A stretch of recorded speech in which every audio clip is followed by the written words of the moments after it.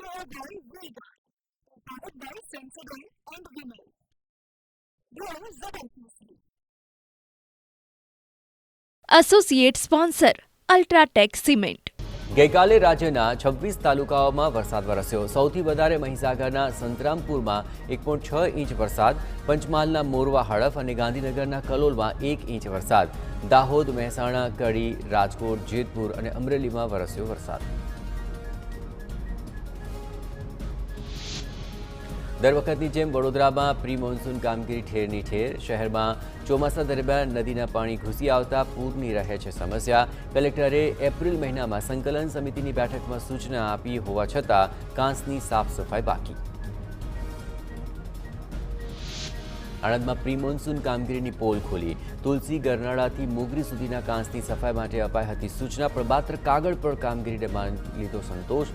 સ્થાનિકોમાં રોષ. જાગૃત નાગરિક કલેક્ટરને દોર્યું ધ્યાન. સફાઈની કામગીરીની સમીક્ષા કરી દોષિતો સામે કલેક્ટર કરશે કાર્યવાહી.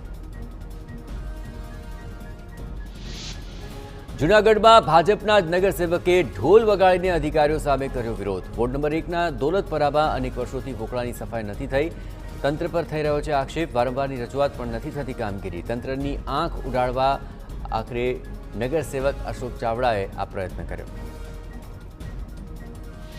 Brought to you by Vega, powered by Sensodyne and Vinyl.